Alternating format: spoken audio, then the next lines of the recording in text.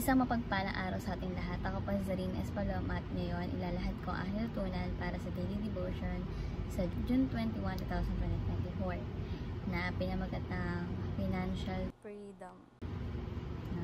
Ang ating scripture is Proverbs chapter 22 verse 7. At ang sinasabi nito is, the rich rules over the poor, and the borrower is the slave of the lender. So, sa Tagalog, ang mahirap ay nasa kapangyarihan ng mayaman. Ang nangailangan ay alipin ng nagpapahiram. Ito po ay wisdom ng ating Panginoon na punong-puno ng karunungan. Ang teaching natin is, number 1, being a borrower is not a sign of God's favor. So, ang sign ng pabor ni Jesus ay yung ikaw ang nagpapahiram, nagpapautang, nagbibigay. Ito yung mga senyales na pabor ang Diyos. At yung kabaliktaran naman nito ay hindi senyales ng pabor si God. Laging nangutang, laging nanghihiram, diba? Yung ganun. Kapag tayo namumuhay sa utang, sabihin natin sa self natin na this is not a sign of God's favor. Dapat someday tayo yung magpapahiram, tayo yung magbibigay, tayo yung uutangan. No? Ito ay applicable sa ating bansa at sa bawat individual. No? Number 2 is, the borrower is the slave to the lender. Ang mga borrower ay alipin ng mga nagpapautang. Right? Sa credit card, aalipinin ka kapag hindi ka marunong mag-manage. Diba? Example ni Pastor Russell, yung mga banker. No? May 1,000 katao na humiram o gumamit ng credit card na may interest. Etong 1,000 is nagtatrabaho sa kanila pero hindi nila pinapasweldo. Kumbaga, work lang sila ng work pero walang sahod. Kaya pag tayo nagpapautang, kung ilan yung humiram sa'yo, kung ilan yung pinautang mo, ganun karami nagtatrabaho sa'yo. Ganun sila karami. Pero hindi mo sila o hindi natin sila pinapasahod. Nagtatrabaho ng walang sweldo ay alipin. Ay yung tawag. No? Last is, the habit of borrowing can affect the next generation. Kapag daw nakultura na pag nakultura natin yung pangutang, like sinyari sa isang pamilya, pag nakultura na nila yung pangutang, umutang dito, utang doon, asahan mo yung maging anak mo is mangutang din. Diba? Ganun yung magiging pamumuhay ng maging anak mo or ng pamilya mo is mangutang. Kaya nga, diba, the habit of borrowing can affect the next generation. Kasi habit niya na nakakahawa. Kapag ikaw ay utangero or utangera, ay na magiging train ng iyong mga anak sa susunod na henerasyon. Kumbaga, mamamana nila yun sa'yo. Yung pagiging utang, lalo na kapag nakikita nila, naririnig nila na, ay, pautang.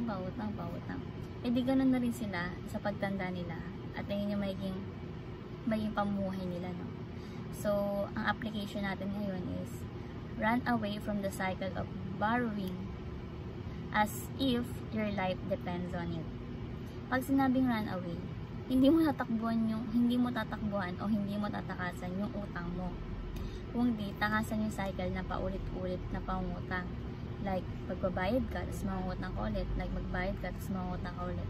Sabi nga ni Pastor Russell, kaya daw tinatawag na loan shark, parang pating raw na bigla kang lalapain. Di ba ang gagawin is tatakasan? Because your life depends on it. Nakadepende sa'yo kung kakain ka ng buhay or tatakas ka, di ba? Hindi senyales ng biyaya at pagpapala ang pabor ng Diyos, yung lagi tayong nangungutang. So, hindi raw ito senyales ng pabor si God na palagi tayong nangungutang. Next is, trust that God's provision is enough and commit to live within our means. Pagtiwalain po natin ang ating Panginoon. Magtiwala tayo sa Kanya. Kung ano ang binigay ni Jesus sa atin, sapat na yun. Pagkasyahin mo. At makikita ng Diyos na naging mabuting katiwala ka at hindi ka nangutang sa iba. Like for example, binigyan ka ni God ng 500 1 week. So, kada araw ang ulamin mo, di ba? 3 yun, 3 beses kakain sa 3 araw. Kunyari, ang binili mo is income na mumurahin, syempre pagkakasyahin mo yun, di ba? At makikita ni God na mabuting katiwala ka at hindi ka mangutang sa iba. Kumbaga, yung binigay niya sa'yo is sapat na, is pagkakasyahin mo. And the Lord will bless you even more. Yes, amen.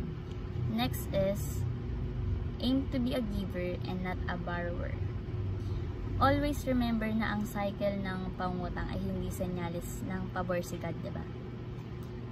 Aim to be a giver, ipag-pray natin na maging desperado tayo. Maging desperado tayo na someday, we will become givers and not borrowers. Kasi kung baon ka sa utang, paano ka magiging giver? Ano yun, yung utang mo, yung ibibigay mo is galing sa utang. Masama naman yun, di ba? Paano ka maging generous sa ibang tao kung palagi kang mangutang? Diba? Like yung ibibigay mo sa ibang tao is galing nga sa utang. Katulad na sinabi ko kanina, diba? Kung baon tayo sa utang, hindi tayo maging giver unless makakawala tayo sa utang. And unless magkakaroon tayo ng freedom of financial freedom.